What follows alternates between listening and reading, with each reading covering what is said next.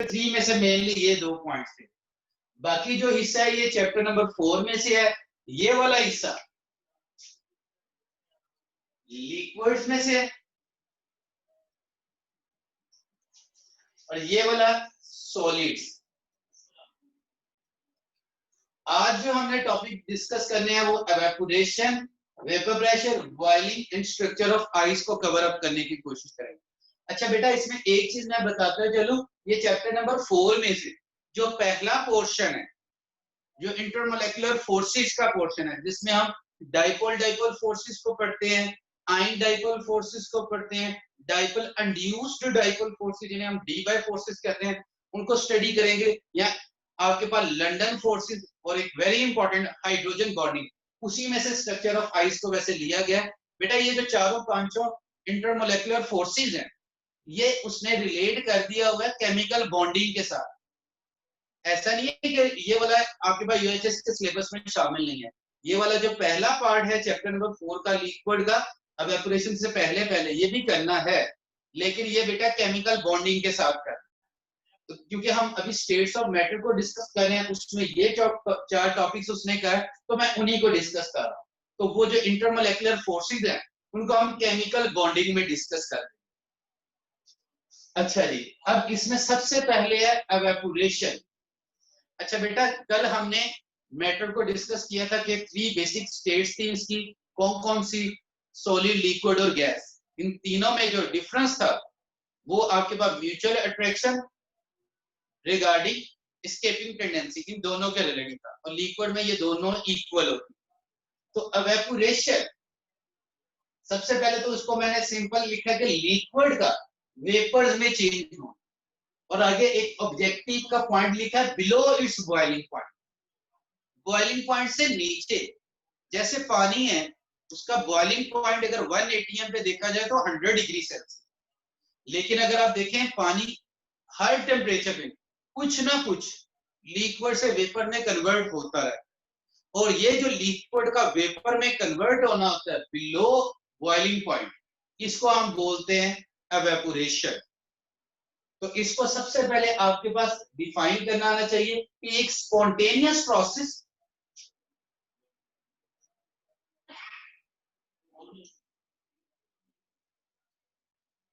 in which liquid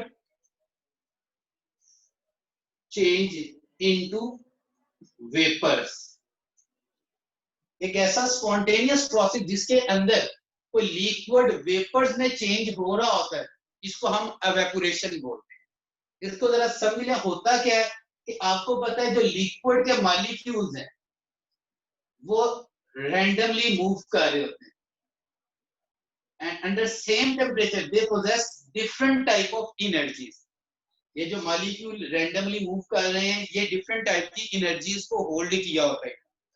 तो जब ये आपस में टकराते हैं या आपके पास वेसल की वॉल्स के साथ टकराते हैं तो ये एनर्जी को एक्सचेंज करते हैं। तो कुछ मॉलिक्यूल्स की जो एनर्जी है वो इस लिक्विड की एनर्जी से ज्यादा हो जाती है, तो वो क्या करते हैं, वो इस सरफेस पे आते हैं और सरफेस में मौजूद जो इंटरमॉलिक्यूलर फोर्सेस हैं उनको ब्रेक करते हैं और यहां से एस्केप हो जाते हैं। कौन से मॉलिक्यूल एस्केप हुए हैं इस ओपन सरफेस से? High energy molecule. तो हाई एनर्जी वाले मॉलिक्यूल ये जो एस्केप हो गए हैं इसको हम क्या बोलते हैं, एवेपोरेशन। और नीचे जो हमारे पास कौन से बचेंगे जी, लो एनर्जी। तो जब पीछे लो एनर्जी मॉलिक्यूल बच जाएंगे तो हम कह सकते हैं कि इसमें इन्होंने क्या किया है, हाई एनर्जी वाले मॉलिक्यूल यानी कि यहां से मॉलिक्यूल ने एनर्जी एब्जॉर्ब करके वो एस्केप हुए हैं, तो मैं कह सकता हूं कि ये एंडोथर्मिक प्रोसेस है। स्पॉन्टेनियस का क्या मतलब होता है बेटा? Proceed without external aid, proceed without external aid, बगैर किसी बैरूनी मदद के बेटा आपके पास जो प्रोसीड करते हैं उनको हम स्पॉन्टेनियस प्रोसेस कहते हैं, खुद ब खुद होना। दूसरी बात एंडोथर्मिक, इनमें हीट एब्जॉर्ब हुई है।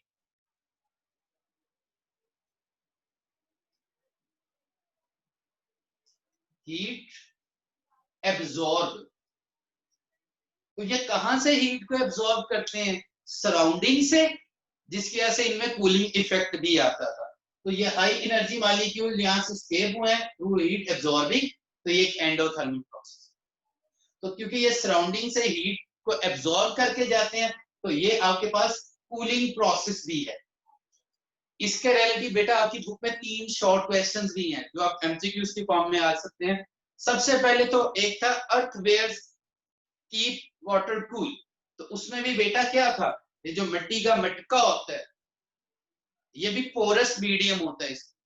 तो जब आप इसमें पानी डालते हैं तो हाई एनर्जी मॉलिक्यूल वहां से स्केप हो जाते हैं थ्रू पोर्स, और बाकी क्या बचते हैं, लो एनर्जी मॉलिक्यूल, तो वो हीट एब्जॉर्ब करते हैं, तो वो कूलिंग इफेक्ट दे रहे होते हैं, कूलिंग प्रोसेस। इसको आप ऐसे भी समझते थे कि आफ्टर टेकिंग अ बाथ, जब आप पंखे के नीचे आते हैं तो आप उससे ठंडक फील करते हैं। तो उसका भी क्या था कि जब आपकी स्किन की सरफेस पे वाटर पार्टिकल्स होंगे, तो आपके पास जब आप पंखे को ऑन करेंगे तो वो क्या करेगा, उन पार्टिकल्स को अवेपोरेट करवाए, तो वो आपकी बॉडी से हीट को लेके एब्जॉर्ब करके अवेपोरेट हो, तो उससे भी कूलिंग प्रोसेस जो है वो, ये सारी अवेपोरेशन की एग्जांपल। फिर एक टर्म है बेटा ये सरफेस फिनोमेना है। सरफेस फिनोमेना से क्या मुराद है, पार्टिकल यहां से स्केप हो रहे फ्रॉम द सरफेस, इसीलिए ओपन सरफेस रखी है। तो ये आपके पास सरफेस फिनोमेना है। तो कौन से मॉलिक्यूल स्केप होंगे, जो सरफेस पे आएंगे। तो यहाँ पे अगर कोई मॉलिक्यूल पड़ा है उसकी एनर्जी हाई भी है, लेकिन उसमें स्केपिंग टेंडेंसी नहीं। स्केपिंग टेंडेंसी किन में होगी, जो मॉलिक्यूल सरफेस के ऊपर आएंगे। तो इसलिए हम कहते हैं एक सरफेस फिनोमिना है। फिर एक वेरी इंपॉर्टेंट पॉइंट बेटा, it take place it at all temperature, ये हर टेम्परेचर पे एवेपोरेशन, क्योंकि एवेपोरेशन का ताल्लुक है मॉलिक्यूल्स की काइनेटिक एनर्जी से। तो काइनेटिक इंटरप्रिटेशन अगर आप जनरल गैस इक्वेशन में देखें तो कभी भी मॉलिक्यूल्स की मोशन सीज नहीं होती। काइनेटिक एनर्जी की क्या डेफिनेशन पड़ी थी गैसियस लिक्विड में, कि ये एवरेज ट्रांसलेशनल एनर्जी है मॉलिक्यूल्स की। तो ये कभी भी जीरो नहीं होती, सिर्फ 0 केल्विन पे होती है, वो अनअटेनेबल है। तो जैसे जैसे आप, हाँ ये डायरेक्टली प्रोपोर्शनल जरूर होगी कि टेम्परेचर ज्यादा करेंगे काइनेटिक एनर्जी ज्यादा होगी, स्केपिंग एबिलिटी ज्यादा होगी। टेम्परेचर कम करेंगे काइनेटिक एनर्जी कम हो जाएगी, मूवमेंट स्लो हो जाएगी, स्केपिंग एबिलिटी रिलेटिवली कम हो जाएगी। लेकिन ये कभी भी जीरो नहीं होती। इवन 0 डिग्री सेल्सियस पे भी एवेपोरेशन का प्रोसेस होगा, क्योंकि वहां पे भी मॉलिक्यूल्स की मोशन सीज नहीं होगी, कुछ ना कुछ, हाँ रेट बहुत कम हो जाएगा, वो आगे देख लेते हैं। जैसे मैंने लिखा है factors affecting rate of evaporation, और उसमें मैंने सबसे पहला फैक्टर ही टेम्परेचर लिखा कि ये जो टेम्परेचर है बेटा ये डायरेक्टली प्रोपोर्शनल होगा रेट ऑफ एवेपोरेशन।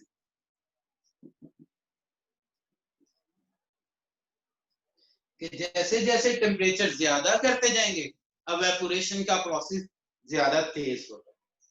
इसकी सिंपल सी एग्जांपल आपने जो पढ़ी हुई है कि गर्मियों में कपड़े जाओ रिलेटिवली ज्यादा जल्दी खुश्क हो जाते हैं, और सर्दियों में जरा टाइम लगता है, क्योंकि गर्मियों में टेम्परेचर ज्यादा, तो वहां पे मॉलिक्यूल्स की काइनेटिक एनर्जी ज्यादा, तो रेट ऑफ एवेपोरेशन भी ज्यादा होगा। Second point, intermolecular forces. बेटा ये एवेपोरेशन के आपके पास इनवर्सली प्रोपोर्शनल होंगे रेट ऑफ एवेपोरेशन।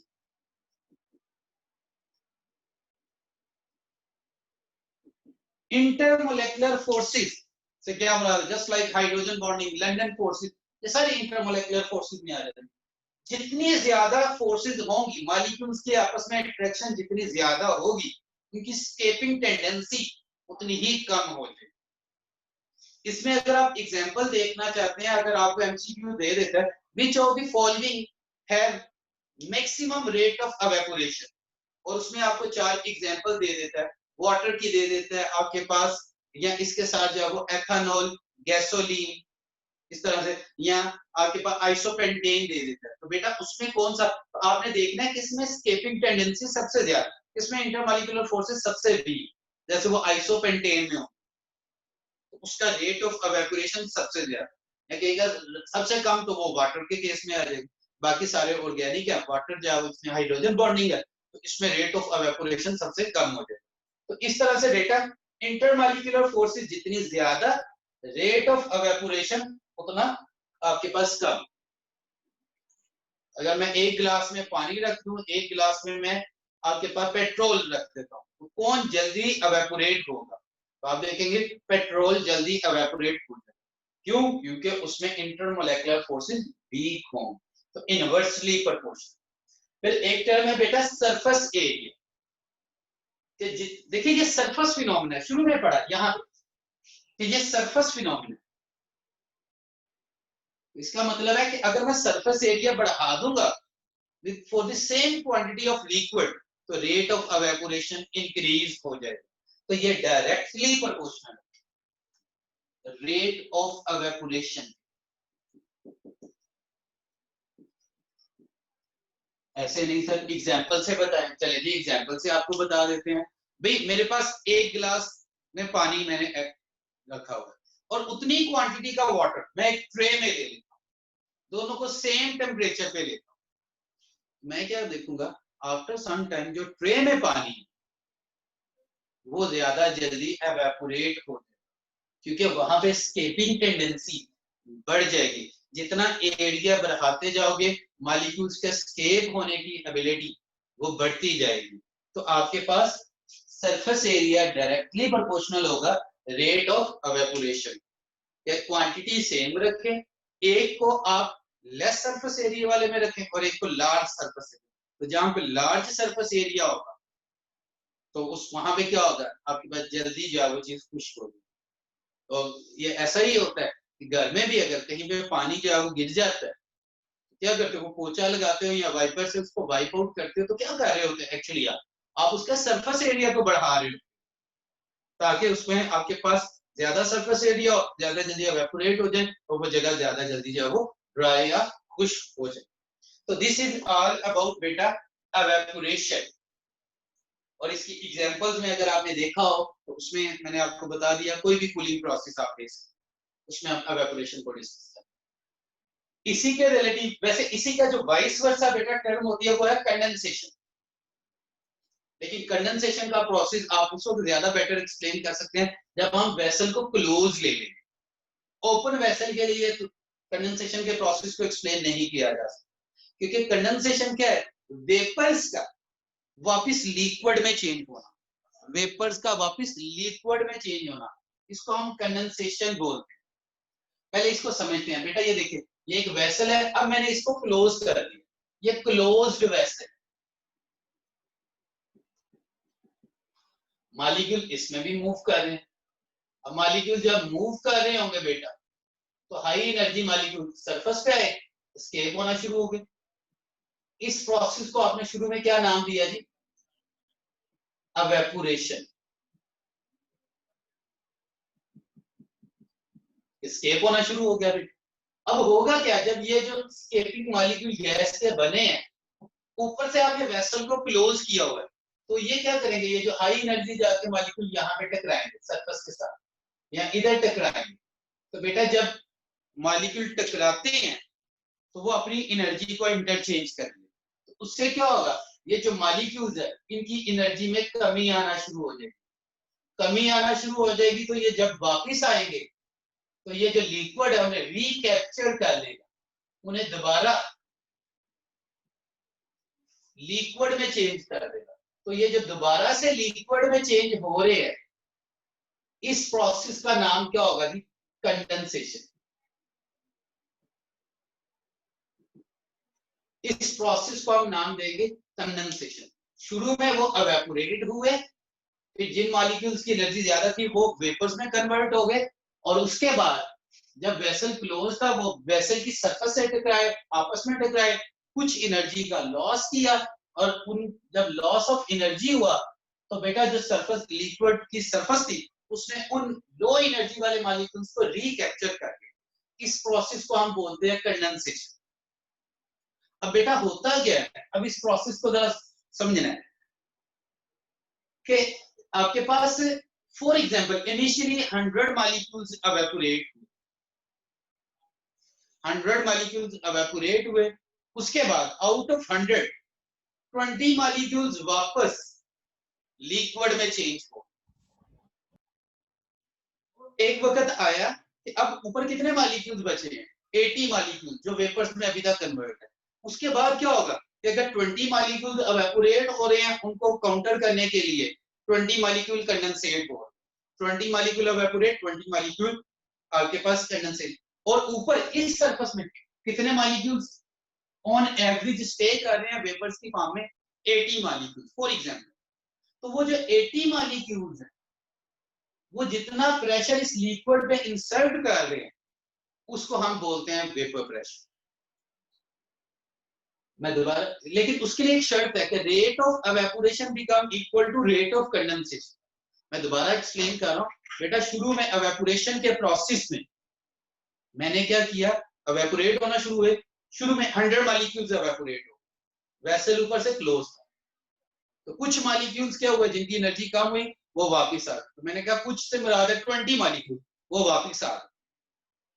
उसके बाद जो है वो क्या हो रहा है, एवेपोरेशन एक कंटीन्यूअस प्रोसेस है, तो फिर मजीद 20 मॉलिक्यूल ऊपर गए और उनको काउंटर करने के लिए फिर 20 मॉलिक्यूल नीचे आ गए। तो मैं कह रहा हूँ रेट इक्वल हो, rate of evaporation become equal to rate of condensation.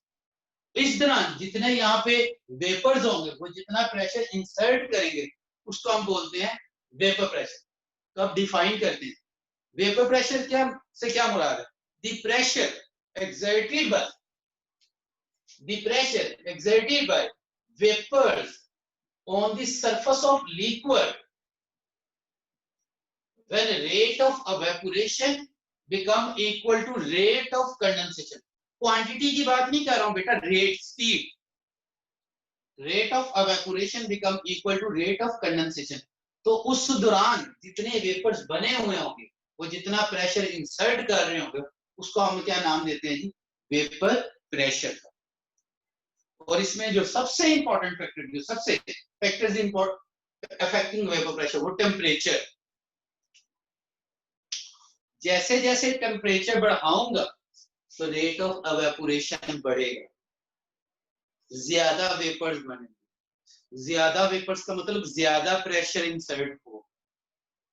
तो इससे एक चीज पता चल रही है कि सबसे पहले टेम्परेचर का क्या ताल्लुक है जी, फिर डायरेक्ट ताल्लुक हो वेपर प्रेशर।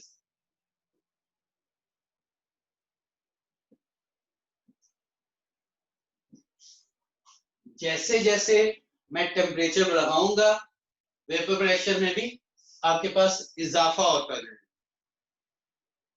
क्यों, जैसे बेटा प्रेशर कुकर में होता है, आप एक वक्त होता है कि शुरू में आपने सीटी रखी है वो मूव नहीं कर रही है, लेकिन जैसे जैसे आप गर्म करते जाते हो अंदर क्या बिल्ड होता जाता है, वेपर प्रेशर बिल्ड होता जाता है। एक वक्त आता है वो इतना ज्यादा प्रेशर होता है जो उसके ऊपर सीटी रखती है उसको भी ऊपर कर देता हूँ। तो यही चीज यहाँ पे कि टेम्परेचर डायरेक्टली प्रोपोर्शनल होगा वेपर प्रेशर, क्योंकि उतने ज्यादा वेपर्स बनेंगे, प्रेशर ज्यादा। अब इसमें एक चीज डायरेक्ट रिलेशन है लेकिन लीनियर रिलेशन नहीं है, डायरेक्ट रिलेशन है लीनियर रिलेशन नहीं है। इस चीज को समझना है। शुरू में फॉर एग्जांपल टेम्परेचर अगर 0 डिग्री सेल्सियस हो तो वेपर प्रेशर पानी, ये पानी के लिए फॉर वाटर, तो शुरू में 0 डिग्री सेल्सियस है, प्रेशर कितना है 4.57 टॉर। मैं टेम्परेचर 10 डिग्री सेल्सियस बढ़ा दिए 0 से 10 पे, तो वेपर प्रेशर में कितना चेंज आया, 4.57 से वो चला गया 9.21, यानी कि यहाँ पे डेल्टा टी मैंने कितना किया है 10 डिग्री सेल्सियस, तो यहाँ पे डेल्टा पी कितना आया, राउंड अबाउट 5.6 टॉर, जो प्रेशर में चेंज है। अब बेटा मैं जैसे जैसे फिर टेम्परेचर बढ़ाता जाऊंगा वेपर प्रेशर बढ़ता जाएगा। 90 डिग्री पे वेपर प्रेशर पानी का 527,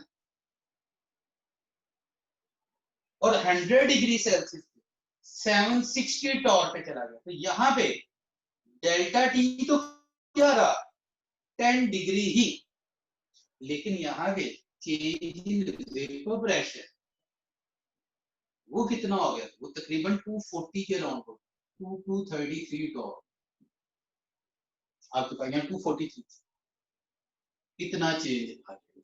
तो कहने का मतलब है बढ़ाने से बढ़ रहा है, लेकिन डायरेक्ट रिलेशन है, लीनियर रिलेशन नहीं। तो जैसे जैसे मैं वेपर प्रेशर बढ़ाता जाऊंगा आपके पास वैसे वैसे, सॉरी जैसे जैसे टेम्परेचर इंक्रीज करता जाऊंगा वेपर प्रेशर भी बढ़ता जाएगा। और फिर इसके बाद बेटा एक उसने ये टेबल आपको दिया हुआ, उसको आप ग्राफिकली भी देख सकते हैं और टेबल की फॉर्म में भी ये करना है। इसमें से बड़ा कॉमनली बेटा काफी दफा जो है क्वेश्चन पूछता होता है कि जो सेकंड फैक्टर है बेटा जिसके ऊपर ये वेपर प्रेशर डिपेंड कर रहा होता है वो आपके पास है इंटरमोलेकुलर फोर्सेस। इसमें उसने एग्जांपल दी है vapour pressure at 20 degree Celsius different compounds के दी, मैंने ये लिखे हैं। जैसे आइसोपेंटेन, इसका वेपर प्रेशर है 680, chloroform 170, mercury 0.02 torr, glycerol 0.0016 torr at 20 degree Celsius. तो अगर आपसे पूछा जाए 20 पड़े हुए हैं under normal, sir video clear नहीं आ रही बेटा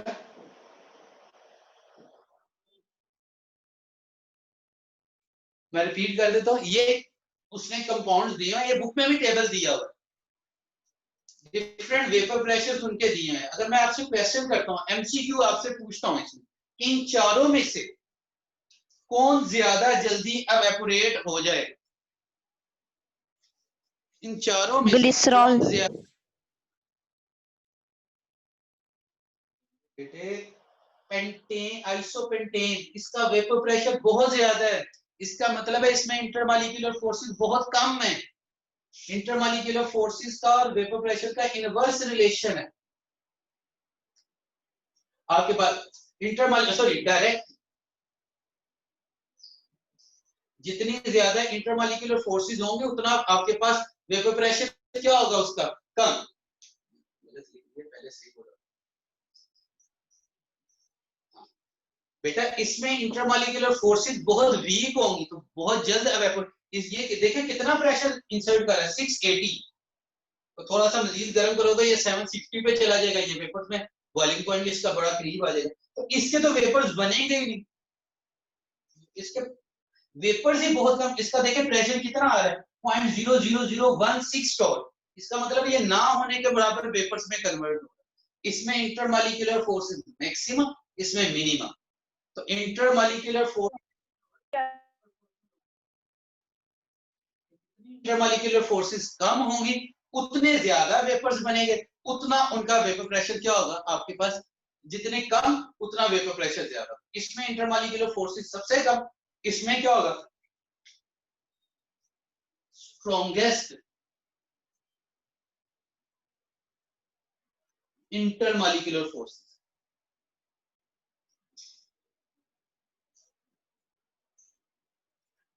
इसमें वेपर सबसे कम बने, वो क्वेश्चन पूछता होता है कि इन चारों में से, इस तरह से 3-4 एमसीक्यू इसमें से बन सकते हैं कि चारों में इंटरमॉलिक्यूलर फोर्सेस सबसे स्ट्रॉन्ग किसमें है, सबसे वीक किसमें है, किसका वेपर प्रेशर सबसे ज्यादा है, किसका वेपर प्रेशर सब कम किसका है। इस तरह से ये डिफरेंट आपके पास, और इसको ग्राफ के थ्रू भी कर देते, ग्राफ के थ्रू।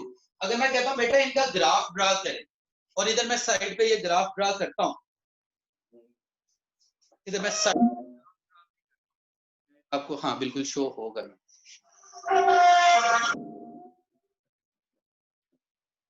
इन्हीं चीजों के रिलेटेड डेटा अगर मैं इधर ग्राफ ड्रा करता हूं,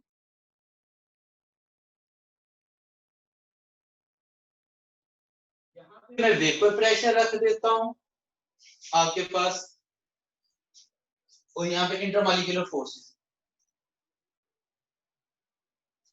तो अगर मैं आपको इस तरह से ग्राफ बनाता हूं,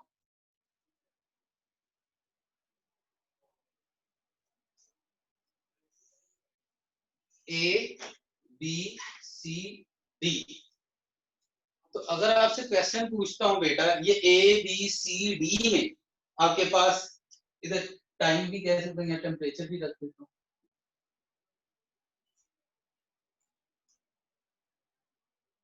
pressure versus temperature.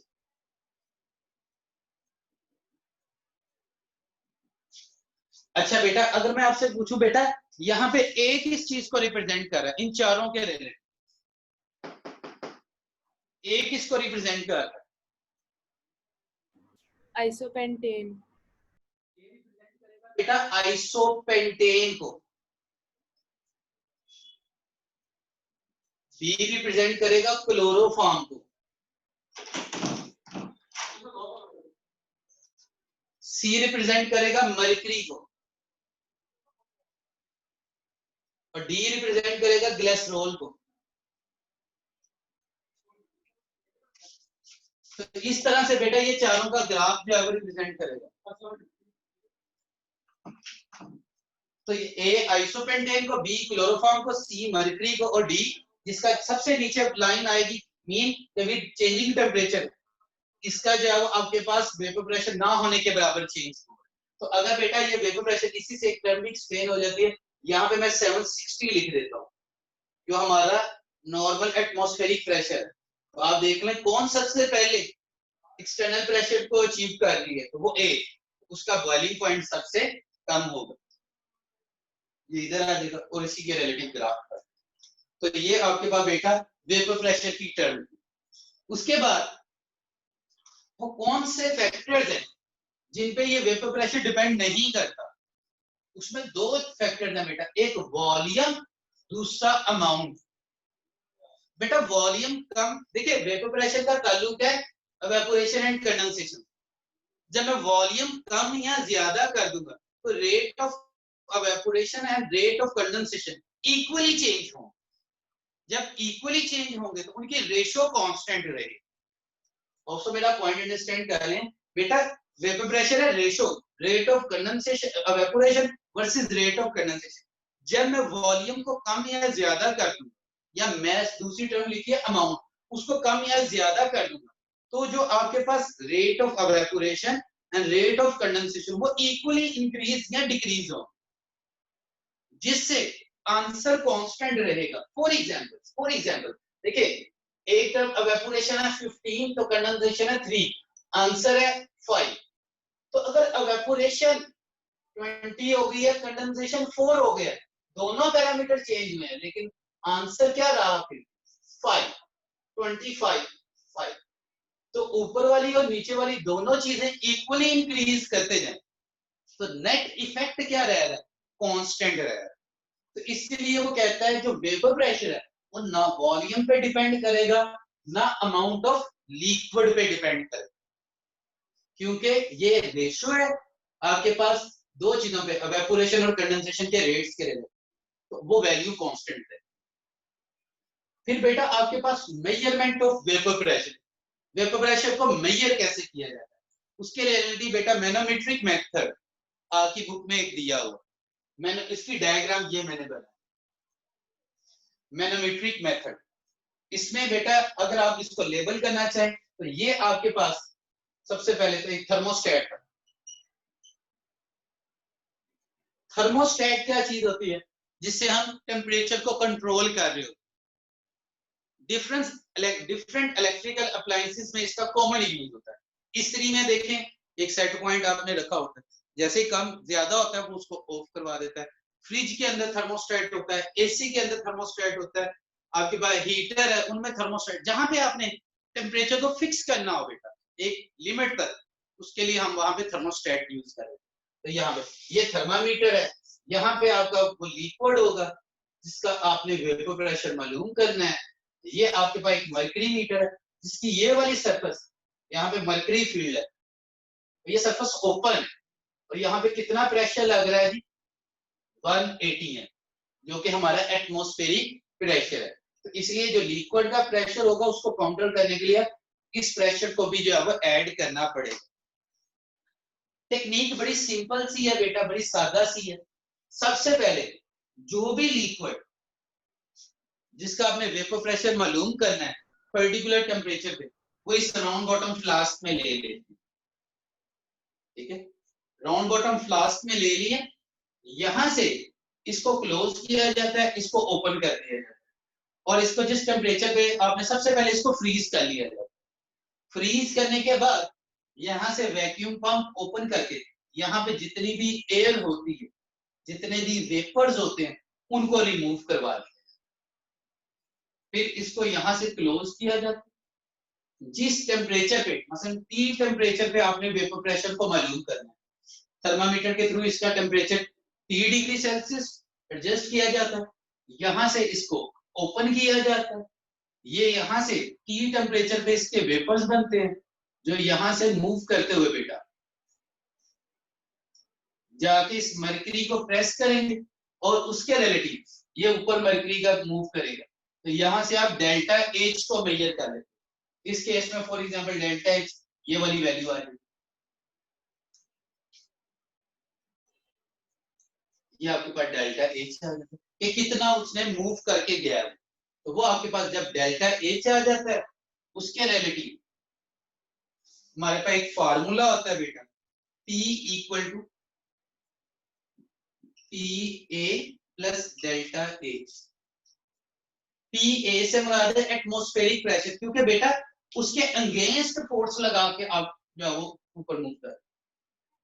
For example अगर मैं कहता हूं बेटा, एक सिंपल सा क्वेश्चन, इसको फिजिक्स के टर्म में समझा देता हूं, सिर्फ समझाने की आता है कि भाई ग्रेविटी जो फोर्स है बेटा, फॉर एग्जांपल वो है 10 न्यूटन, ग्रेविटी की फोर्स है 10 न्यूटन फॉर एग्जांपल, और मैं कह रहा हूं ये इस बॉडी को ये लिफ्ट करके ऊपर जा रही है, और इस बॉडी में जो फोर्स है वो 5 न्यूटन है, जिससे वो ऊपर जा रही है, तो मेरा हाथ कितनी फोर्स लगा के इसको ऊपर लेके जा रहा है, मेरे हाथ की फोर्स क्या होगी, इट 15 विल बी न्यूटन। बेटा 10 न्यूटन, इससे काउंटर होकर फिर वो आपके पास 5 न्यूटन से ऊपर जा रहा हो। तो आप पॉइंट को अंडरस्टैंड कर रहे हैं, मैं दोबारा रिपीट कर देता हूँ, ग्रेविटी की फोर्स पोज कर लें 10 न्यूटन, मैं कह रहा हूँ ये मार्कर जो ऊपर की तरफ मूव कर रहा है 5 न्यूटन की फोर्स से वो मूव कर रहा है, तो मेरा हाथ टोटल कितनी फोर्स लगा रहा है टोटल, तो वो क्या कर रहा है 5 प्लस 10, 10 उसको काउंट, तो टोटल मेरे हाथ की फोर्स अगर मैं काउंट करना चाहता हूँ, वो मेरे पास क्या होगा, ग्रेविटी की फोर्स प्लस जो इसमें 5 न्यूटन वाली फोर्स। इसी तरह से अगर total pressure of liquid count करना चाहते हो, तो एटमॉस्फेरिक प्रेशर प्लस डेल्टा जो जितना उसने मूव करवाया, ये चीजें आ जाएंगी आप, इससे आप लिक्विड का vapour pressure at a particular temperature मालूम कर सकते हैं। तो ये आपके पास एक मैनोमेट्रिक मेथड था, इसमें जो ऑब्जेक्टिव के पार्ट्स हैं उसमें ये वाला फार्मूला खास तौर पे इम्पोर्टेंट, बाकी ये टर्म्स आपको पता होने चाहिए, प्रोसीजर आपको पता होना चाहिए, कोई इसमें से कोई भी थ्योरेटिकल जो है वो क्वेश्चन आपको दे सकते। तो बेटा इवेपोरेशन एंड आपके पास वेपर प्रेशर, होप सो ये टर्म्स आपको क्लियर हो गई होंगी। इनमें कोई क्वेश्चन है वो पूछें, उसके बाद हम फिर आगे बढ़ते हैं बॉइलिंग की तरफ।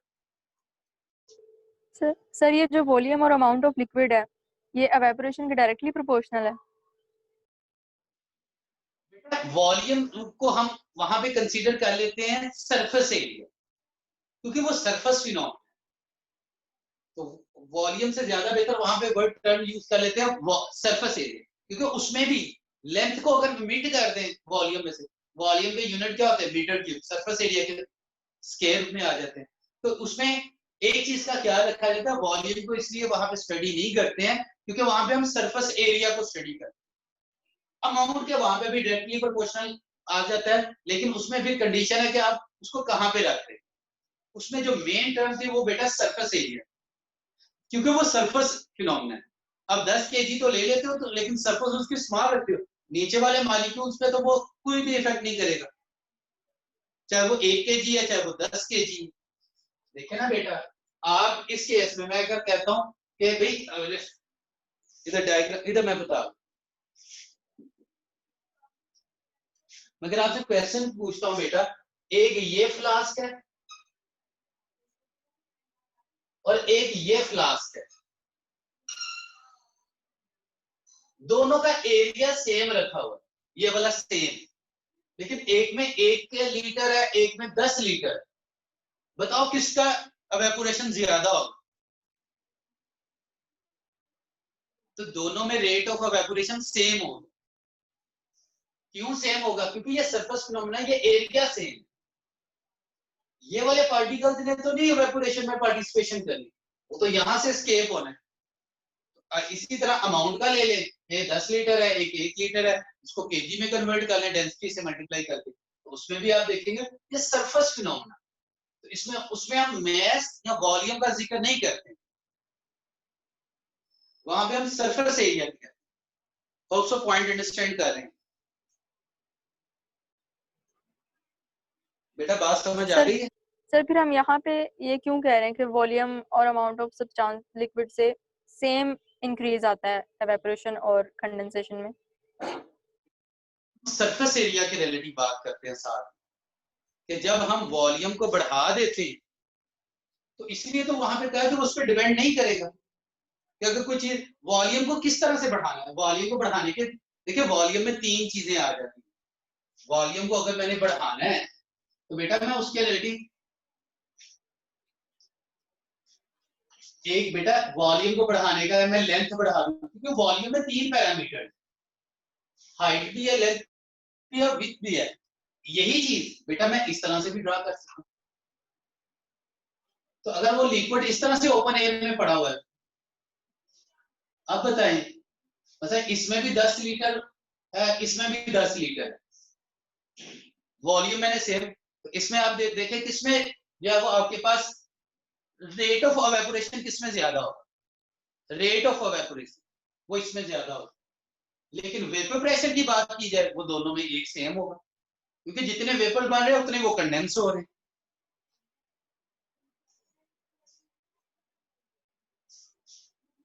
बेटा बात समझ आ रही? देखिए बेटा अगर ये वाला ओपन, यहां से मैं ओपन किया हुआ है इसको, तो रेट ऑफ एवेपोरेशन इसमें ज्यादा, तो उसके रिलेटिव अगर क्लोज कर दूंगा रेट ऑफ कंडेंसेशन भी ज्यादा इक्वल आपके पास उतना ही ज्यादा होगा, तो वो इक्वल है। तो हम एवेपोरेशन में वॉल्यूम को इसलिए काउंट नहीं करते कि हमारे पास एक चीज फिर अननोन हो जाती है कि हम किसके रिलेटिव वॉल्यूम को बढ़ा रहे हैं, एरिया के रिलेटिव बढ़ा रहे हैं या हाइट के रिलेटिव बढ़ा रहे हैं।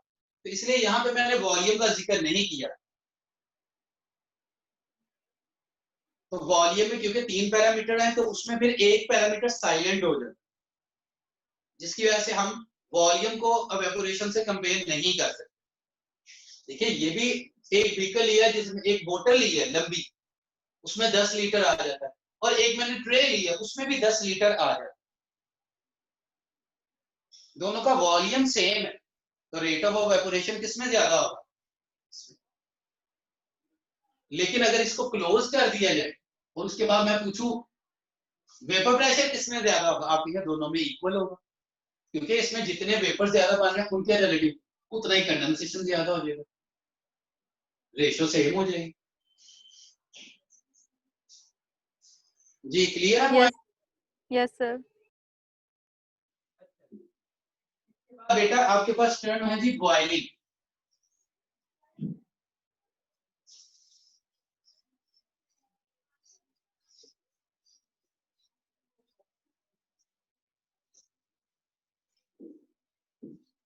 सर सर जो आपने एग्जांपल्स में बताई थी 100 मॉलिक्यूल्स वाली, उसमें प्रेशर कौन लगा रहा है, 80 मॉलिक्यूल्स या 20 मॉलिक्यूल्स? 20 तो बैलेंस कर रहे हैं, नेट ऊपर वेपर्स कितने? 80 जो प्रेजेंट है पहले की, वो प्रेशर तो लगा रहे हैं, वो ना रिटर्न हो रहे ना ऊपर जा रहे हैं, तो वहां पे स्टे किया हुआ उन्होंने किया। जब आपने वेसल को इनक्लोज किया हुआ है तो वो 80 जो वापस आके वो सरफेस में प्रेशर ही लगा रहे हैं। जो आपके पास वेपर प्रेशर कहां से मालूम करना है आपने, यहाँ पे मैनोमीटर रखे, ये वाले वेपर्स का है ना, यहाँ पे वो 80 मौजूद है फॉर एग्जांपल, इन्होंने जाके प्रेशर इंसर्ट करना है, लिक्विड ने तो नहीं प्रेशर इंसर्ट करना, तो वो जितना प्रेशर इधर था वही जाके इधर इंसर्ट करेंगे। इधर से ही समझ लेना बेटा, फॉर एग्जांपल यहाँ से इनिशियली 100 मॉलिक्यूल दिए, 10 वापस आ गया या 20, बाकी कितने बचे? 80। तो जब मैंने इस एंड को ओपन किया तो यही 80 मॉलिक्यूल्स यहां से मूव करके ये प्रेशर इंसर्ट करेंगे, उसी का नाम वेपर प्रेशर। 20-20 तो बैलेंस कर रहे हैं। इस पे इस तरह से मैं एग्जांपल दे देता था, बेटा एक क्लास है, उसमें 40 चेयर्स लगी हुई, 40 चेयर्स, बाहर स्टूडेंट्स 50 खड़े हैं। मैं कहता हूं बेटा क्लास में आ, तो इनिशियली क्या होंगे, शायद 50 के 50 ही क्लास में आ गए, लेकिन जगह कितने की है, 40 की, बाकी 10 वापिस चले जाएंगे। अब होगा क्या, अगर 2 स्टूडेंट यहां से क्लास से उठ के जाते हैं तो 2 स्टूडेंट उनको रिप्लेस कर देंगे, 4 स्टूडेंट जाते हैं, 4 रिप्लेस, क्लास में तादाद कितनी रह गई, 40। तो वो जो तादाद है वो स्ट्रेंथ है, वो प्रेशर। तो इसी तरह से बेटा आपके पास 100 आए थे, 20 वापिस आपके पास चले गए, उसके बाद 20 आ रहे हैं, 20 जा रहे हैं, 10 आ रहे हैं, 10 जा रहे हैं, 5 आ रहे हैं, 5 जा रहे हैं। तो जो नेट प्रेशर है वो जो वेपर्स में कन्वर्ट हुए हैं उन्हीं का प्रेशर, कि जब rate of evaporation become equal to rate of condensation, तो बाकी जो वेपर्स थे वो जो उन्होंने जो प्रेशर इंसर्ट किया, that is called vapour pressure. जी क्लियर है बेटा? तो नहीं क्लियर हो रहा बेटा, एटलीस्ट बोला करेंगे ताकि हम आगे काम शुरू कर सके। लगता है माइक ऑफ है जी बेटा। एवेपोरेशन तक क्लियर है बेटा? आगे फिर बढ़ते हैं जी। आवाज नहीं आ रही तो मैं समझ रहा हूँ कि क्लियर है, क्योंकि जब बोलेंगे तो फिर भी पता चलेगा। आगे एक टर्म है जी बॉइलिंग, सब बॉइलिंग पॉइंट के रिलेटिव। तो सिंपल, अगर पहले जो हम डेफिनेशन करते थे वो टेम्परेचर जिसमें कोई भी लिक्विड बॉयल करना शुरू कर देता है, इसमें अब हम पर्टिकुलर डेफिनेशन क्या करते हैं बॉइलिंग की। बेटा जब भी हम किसी लिक्विड को गर्म करना शुरू करते हैं,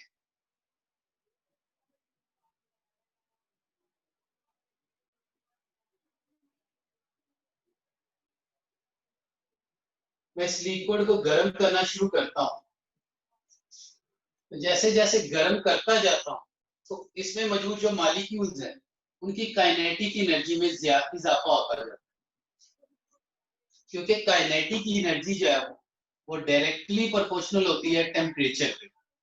तो जैसे जैसे मैं हीट करता जाता हूं काइनेटिक एनर्जी में इजाफा होता जाता है, तो इन मॉलिक्यूल्स की मोशन फास्ट होती जाती है। और एक वक्त आता है कि मॉलिक्यूल्स की मोशन जैसे जैसे गर्म करता जा रहा हूं काइनेटिक एनर्जी में इजाफा होता जा रहा है, फिर एक वक्त आता है बेटा मॉलिक्यूल्स की एनर्जी इतनी ज्यादा हो जाती है, इतनी ज्यादा कि आप इस सरफेस को, ये जो लिक्विड की ऊपर वाली सरफेस, इसको एक रबड़ की तरह कंसीडर करें, जैसे गुब्बारा है उसकी तरह। तो यहां से ये मॉलिक्यूल आता है हाई एनर्जी वाला, वो आके इससे टकराएगा, ये थोड़ी देर तक रेजिस्ट करेगा,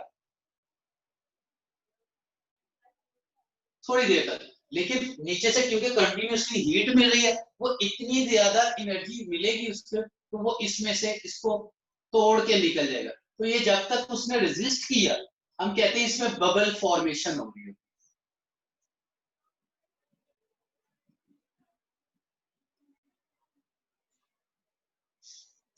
और उसके बाद जो हाई एनर्जी वाले मॉलिक्यूल था, हाई एनर्जी वाला वो मॉलिक्यूल स्टेप हो गया, तो ऊपर से ये नीचे, यहाँ पे जो मॉलिक्यूल पड़ा हुआ था वो नीचे आ जाएगा। अब यहाँ से वो दोबारा से हीट होके ऊपर की तरफ जाएगा, और हाई एनर्जी वाला जो मैक्सिमम एनर्जी पे आ जाता है मॉलिक्यूल, वो जाके यहाँ से स्केप हो जाए। तो यहाँ पे जाके मजीद मॉलिक्यूल की काइनेटिक एनर्जी नहीं बढ़ रही हो, बल्कि जितनी आप हीट दे रहे होंगे वो क्या करेंगे, इनकी आपस में फोर्सेस ऑफ अट्रैक्शन को ब्रेक करके इनको वेपर्स में कन्वर्ट कर देंगे। तो जब काइनेटिक एनर्जी मैक्सिमम हो जाती है और लिक्विड वेपर्स में कन्वर्ट होना शुरू हो जाता है, वो टर्म कहलाती है बॉइलिंग। कि जब आपके पास पहली शर्त क्या होगी बेटा, काइनेटिक एनर्जी क्या हो गई जी आपके पास, बॉइलिंग पे क्या होगा, temperature at which kinetic energy of molecules become maxima and high energy molecules start to escape, called boiling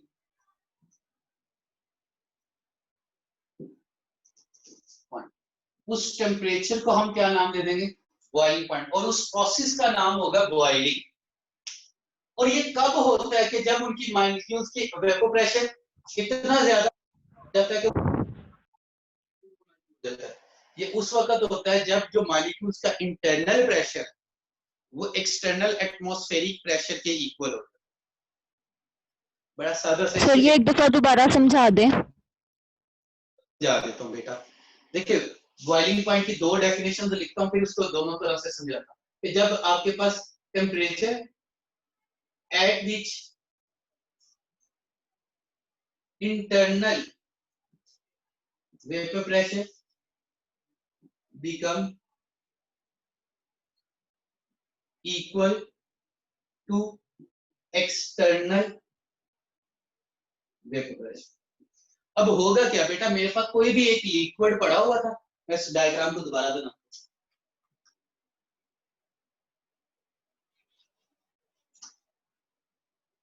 कोई भी एक लिक्विड इस बीकर में पड़ा हुआ है बेटा, किसी पर्टिकुलर टेम्परेचर, उसका कुछ ना कुछ वेपर प्रेशर है, क्योंकि आपके पास हर टेम्परेचर पे लिक्विड को कुछ ना कुछ वेपर प्रेशर होता है। अब मैं उस लिक्विड को गर्म करना शुरू करता हूँ। तो बेटा जब मैं लिक्विड को गर्म करना शुरू करूंगा और अभी जो लिक्विड का वेपर प्रेशर है वो एक्सटर्नल वेपर प्रेशर से कम है, तो क्या होगा बेटा? जब मैं गर्म करना शुरू करूंगा इसकी काइनेटिक एनर्जी बढ़ना शुरू हो जाएगी और इसकी मूवमेंट फास्ट हो जाएगी। और सरफेस ओपन है क्योंकि, तो जब आपके पास गर्म करने से मूवमेंट फास्ट हो जाएगी, काइनेटिक एनर्जी बढ़ना शुरू हो जाएगी, तो ये क्या होगा बेटा? ये मॉलिक्यूल सरफेस पे आना शुरू हो जाएगी। सरफेस की जो सरफेस टेंशन है वो कुछ हद तक इन मॉलिक्यूल्स को रोक रही है, लेकिन इस मॉलिक्यूल की अगर एनर्जी बहुत ज्यादा हो गई है वो इसको इस तरह से थोड़ा सा ऊपर की तरफ लेके जाएगा और एक वक्त आएगा तो वो इस सरफेस से एस्केप हो जाएगा उसको ब्रस्ट करके। तो ये जो ब्रस्ट करके एस्केप हो रहा है, हम कहते हैं इसमें बबल्स बनना शुरू हो गए। और एस्केप कब हो रहा है? जब उसकी काइनेटिक एनर्जी इतनी ज्यादा हो गई है कि वो सरफेस ऑफ लिक्विड से एस्केप कर सकता है। तो इस प्रोसेस को हम बॉइलिंग कहते हैं। और ये उस वक्त हो रहा है जब इन लिक्विड्स का जो वेपर प्रेशर है वो एक्सटर्नल वेपर प्रेशर से क्या है? ज्यादा हो गया। तो जहां पे प्रेशर ज्यादा होता है ऊपर की तरफ मूव करेगा।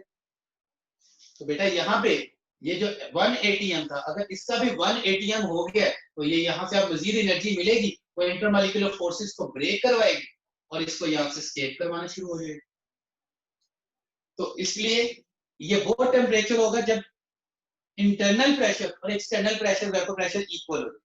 दूसरी बात मैंने ये क्या कही थी? टेम्परेचर जिस पे काइनेटिक एनर्जी क्या हो गई जाएगी? मैक्सिमम हो जाएगी। अब जो फर्दर एनर्जी होगी और वो मॉलिक्यूल एस्केप, वो क्या करना शुरू हो गए? जब काइनेटिक एनर्जी मैक्सिमम हो गई है, अब मॉलिक्यूल आपस में जो इंटरमॉलिक्यूलर फोर्सेस है उनको ब्रेक कर देंगे और वो दूर दूर होना शुरू हो जाएंगे, वेपर्स में कन्वर्ट होना शुरू हो जाएंगे। इसलिए हम कहते हैं बॉइलिंग नीड कांस्टेंट टेम्परेचर। तो बेटा यहाँ पे जाके जब बॉइलिंग स्टार्ट होती है, at boiling temperature become constant. क्यों कांस्टेंट हो जाता है बेटा? क्योंकि जो फर्दर आप हीट दे रहे हो वो मॉलिक्यूल्स की एनर्जी में इजाफा नहीं कर रही, वो तो पहले ही मैक्सिमम। अब वो क्या काम कर रही है? वो सिर्फ इंटरमॉलिक्यूलर फोर्सेस को ब्रेक करके लिक्विड को किसमें चेंज कर रही होती है? वेपर। और इसको मोलर हीट बोलते हैं। मोलर हीट, कि जो आपके पास लिक्विड को किसमें चेंज कर रही है? वेपर्स में। Molar heat of vaporisation. तो बॉइलिंग पॉइंट पे बेटा क्या होगा कि एक चीज ध्यान में रखनी है कि बॉइलिंग पॉइंट पे जाके टेम्परेचर क्या हो जाता है, कांस्टेंट हो। तो फर्दर जो आप हीट दे रहे होते हो वो किस लिए यूज हो रही होती है, for phase change. Actually physics में आप दो तरह की एंथैल्पी पढ़ते हैं, एक स्पेसिफिक और एक मोलर। स्पेसिफिक टेम्परेचर को राइज करें। शुरू में मेरे पास पानी जो है, फॉर एग्जांपल ये वाटर है, ये 25 डिग्री सेल्सियस पे, मैंने इसको गर्म करना शुरू किया, तो वो 25 से किस पे गया, 26 से, 26 से 27 पे, 27 से 28 पे, 28 से 29। ये स्पेसिफिक हीट है जो कि आपके पास टेम्परेचर को इजाफा कर। अब ये करते करते ये 100 पे चला गया, मैं इसको गर्म कर रहा हूँ, 100 पे जाके क्या होगा बेटा, अब मैं गर्म कर रहा हूँ 100 से 101 पे नहीं जाएगा, बल्कि क्या होगा 100 पे अब उसकी काइनेटिक एनर्जी मैक्सिमम हो गई है इस वेपर प्रेशर के। अब मैं उसको फर्दर हीट करूंगा तो वो उसकी इंटरमॉलिक्यूलर फोर्सेस को ब्रेक करेगा और उसे वेपर्स में कन्वर्ट करना। तो वो वाली जो हीट है जो बॉइलिंग पॉइंट पे मैं दे रहा हूँ वो मोलर हीट है। पहले वाली हीट वो स्पेसिफिक हीट। स्पेसिफिक हीट से क्या मुराद है, स्पेसिफिक हीट जो टेम्परेचर राइज कर,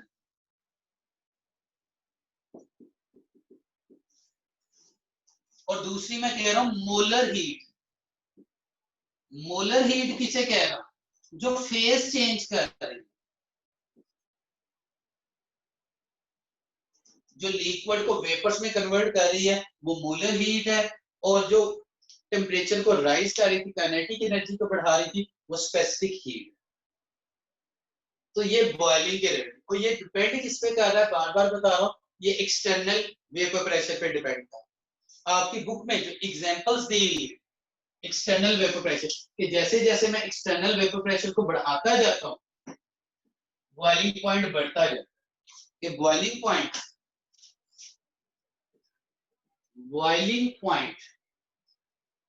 वो डायरेक्टली प्रोपोर्शनल होगा एक्सटर्नल वेपर प्रेशर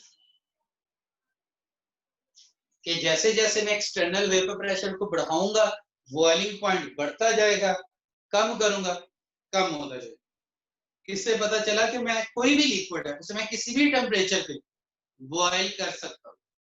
सिर्फ क्या करना पड़ेगा, मुझे एक्सटर्नल कंडीशंस चेंज करना पड़ेगा। कि पानी है आपके पास, वाटर, आपके पास बॉइलिंग पॉइंट उसका हो सकता है 0 डिग्री सेल्सियस। जब प्रेशर, अगर मैं वेपर प्रेशर कर दूं 4.57 था, ये जैसे अभी हमने पहले यहाँ पे ग्राफिक 0 डिग्री सेल्सियस पे एक्सटर्नल प्रेशर कितना होता था, 4.57 था। तो अगर मैं पानी का 0 पे बॉइलिंग पॉइंट हो सकता है कि अगर मैं क्या करूं, एक्सटर्नल वेपर प्रेशर को कितना कर दूं, 4.57। पानी जो है वो आपके पास 98 डिग्री सेल्सियस पे भी बॉयल हो सकता है जब मैं एक्सटर्नल प्रेशर 700 टॉर तक। पानी 100 डिग्री सेल्सियस पे बॉयल होता है जब एक्सटर्नल प्रेशर 760 टॉर तक। पानी 120 पे भी बॉयल होता है जब मैं एक्सटर्नल प्रेशर 1289 टॉर तक। जैसे वो प्रेशर कुकर के अंदर हम करते हैं। पानी जो है 69 डिग्री सेल्सियस पे भी बॉयल हो सकता है अगर मैं vapour pressure 371 torr Mount Everest पे, 371 नहीं है 369 है, कि जैसे जैसे मैं बॉइलिंग पॉइंट पानी के क्या हो रहे हैं बेटा, चेंज हो रहे हैं। जैसे जैसे मैं क्या कर रहा हूँ, एक्सटर्नल प्रेशर को चेंज कर रहा हूँ। तो बॉइलिंग पॉइंट का ताल्लुक एक्सटर्नल प्रेशर से। जैसे जैसे मैं एक्सटर्नल प्रेशर चेंज करता जाऊंगा पानी के बॉइलिंग पॉइंट जो है वो चेंज। इसमें से जो कॉमन एमसीक्यू आता है तो वो कहता है कि मैं जो है वो आपके पास पिकनिक पे गया हूं और वहां पे मैं जो है वो हिल स्टेशन पे गया हूं, तो वहां पे मुझे जो कुकिंग टाइम है वो ज्यादा रिक्वायर होगा as compare to Lahore and Karachi, और कम रिक्वायर्ड होगा। तो answer will be more time. वहां पे ज्यादा कुकिंग के लिए टाइम रिक्वायर होगा क्योंकि हिल स्टेशन पे एक्सटर्नल वेपर प्रेशर कम होगा तो पानी का बॉइलिंग पॉइंट कम, उसकी हीटिंग वैल्यू कम होगी। हीटिंग वैल्यू कम है तो आपको ज्यादा देर तक गर्म करना पड़ेगा। पॉइंट अंडरस्टैंड कर रहे हैं? इस रुक जाएं।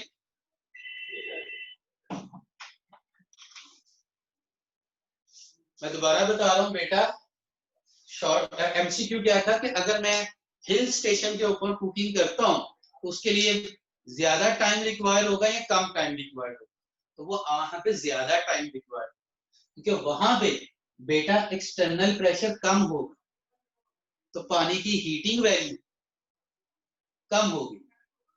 तो पानी की हीटिंग वैल्यू कम तो वहां पे चीज देर से कुक करेगी। लेकिन अगर मैं एक्सटर्नल प्रेशर मतलब कराची में सी लेवल पे, वहां पे कुकिंग रिलेटिवली जरा जल्दी हो जाएगी। प्रेशर कुकर यूज करूंगा उधर हीटिंग वैल्यू और ज्यादा हो जाएगी, वहां पे ज्यादा जल्दी चीज कुक हो जाएगी। तो इससे ध्यान में रखना है कि जैसे जैसे आप बॉइलिंग पॉइंट कम करते जाएंगे मीन उसकी हीटिंग वैल्यू कम होती जा रही है, चीज को कुक करना वो मुश्किल होता जा रहा है।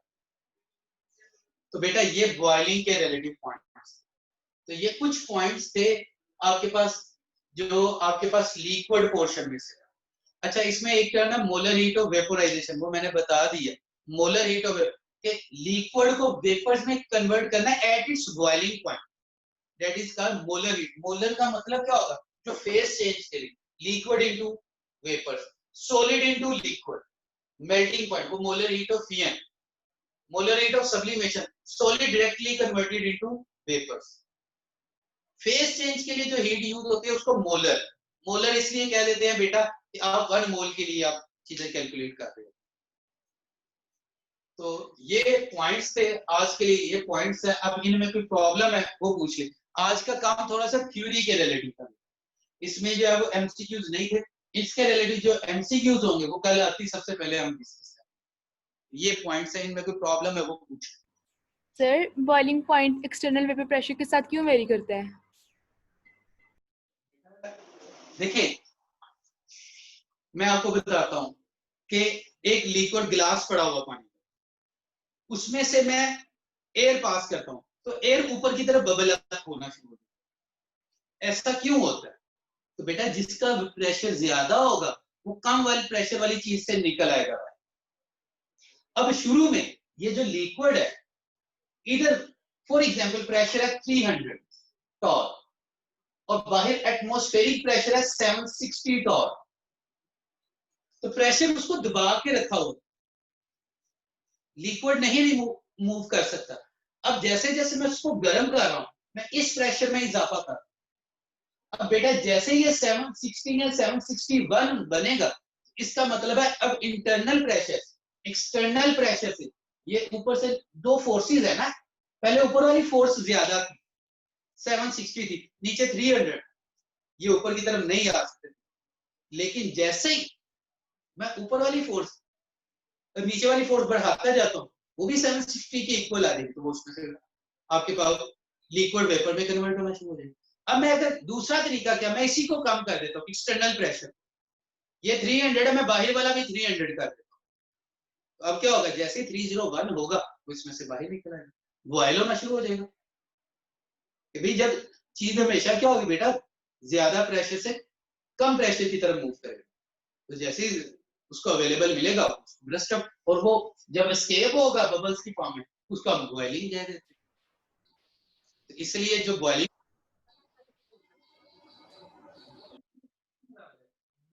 का सरफेस ऑफ लिक्विड को ब्रस्ट अप करके वेपर में कन्वर्ट होना, और वो उसी वक्त कर सकेगा। देखिए मैं इधर से फोर्स लगा रहा हूं, मेरी फोर्स जब हाथ की फोर्स से ज्यादा होगी तो फिर ही मैं इधर से ब्रस्ट अप हो।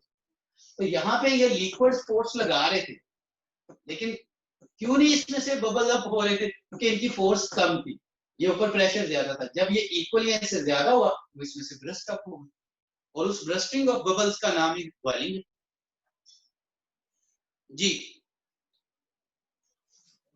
सर जब हम प्रेशर कुकर यूज करते हैं तो हम लोग प्रेशर कम कर देते हैं, मतलब बॉइलिंग पॉइंट इंक्रीज हो जाता है, फिर तो वो बॉईल होने में ज्यादा टाइम नहीं लेगा? हम बढ़ा देते हैं, जब हम उसको इनक्लोज कर देंगे सरफेस के एक्सटर्नल प्रेशर बढ़ा दिए तो वो आपके पास बिल्कुल वो हीट ज्यादा होगा, अंदर उसके वेपर्स ज्यादा गर्म होंगे, उसमें बेटा हीटिंग वैल्यू जिस चीज ने पकाना है वो 120 डिग्री सेल्सियस पे, तो 120 वाली चीज ज्यादा जल्दी चीज को, मतलब बेटा मैं इसको इस तरह से सादा एग्जांपल में देता हूँ। बेटा एक पानी है उसका टेम्परेचर 120 डिग्री सेल्सियस है और एक पानी है उसका टेम्परेचर 69, दोनों में हाथ डाल, कहाँ पे आपका हाथ ज्यादा हीटिंग वैल्यू फील करेगा, कहाँ से जल्दी आप बाहर निकाल लोगे, वो 120, यानी कि वहां पे कुकिंग वैल्यू ज्यादा हो जाएगी। बेटा पानी ने कुक नहीं होना, पानी ने एक चीज को कुक करना है। आपने चिकन ऐड किया हुआ फॉर एग्जाम्पल, तो एक चिकन है वो 69 पे है और एक 120 पे है, तो कौन सा चिकन ज्यादा जल्दी गल जाएगा? 120 वाला। ठीक है, यस सर। पॉइंट समझ आ रहा है बेटा? क्लियर हो रहा है? प्रेशर कुकर में हम एक्सटर्नल प्रेशर को इंक्रीज कर देते हैं तो उसका बॉइलिंग पॉइंट बढ़ा दिए, जो बढ़ा देंगे उसकी हीटिंग वैल्यू ज्यादा, तो हीटिंग वैल्यू जिसकी ज्यादा होगी वो ज्यादा जल्दी चीज को कुक कर देगा। हम पानी को कुक नहीं, पानी एक कुकिंग मीडियम है, हीटिंग मीडियम है। कुक तो हमने दाल को करना है, हमने चिकन को करना है, हमने सब्जी को करना है, तो वो वहां पे ज्यादा जल्दी कुक होगी जहां पे उसे हीट ज्यादा मिलेगी, वो ज्यादा हीट जो वो 120 वाली होगी, ज्यादा जल्दी कुक हो जाएगी। सर बॉइलिंग को हम सरफेस फिनोमेना नहीं कह सकते, ये भी तो सरफेस से ही मॉलिक्यूल्स एवापोरेट, मॉलिक्यूल्स यानी कि बाहर जा रहे हैं ना सरफेस से ही। लेकिन इसमें हम टेम्परेचर, ये ऑल टेम्परेचर्स पे नहीं होता, ठीक है, और इसमें बबल एवेपोरेशन में बबल नहीं बनते, ये स्पॉन्टेनियस एवेपोरेशन, स्पॉन्टेनियस था, बॉइलिंग स्पॉन्टेनियस नहीं है। बॉइलिंग में तो आप कंटिन्यूसली हीट कर रहे हैं, जैसे हीट की सप्लाई खत्म की बॉइलिंग रुक गई, तो यहाँ पे मैंने यहाँ पे at boiling temperature become constant, तो नीचे से कांस्टेंट हीट मिलेगी, और ये कांस्टेंट क्यों हुआ है? क्योंकि काइनेटिक एनर्जी मैक्सिमम, बॉइलिंग भी एक सरफेस फिनोमेना है, लेकिन इसमें आपके पास बेटा बाकी पैरामीटर्स को काउंट करना। Yes sir. वो कल देख लीजिएगा, बुक से इसको रीड भी कीजिएगा, कोई प्रॉब्लम होगा वो पूछिए। ओके जी, अल्लाह हाफिज।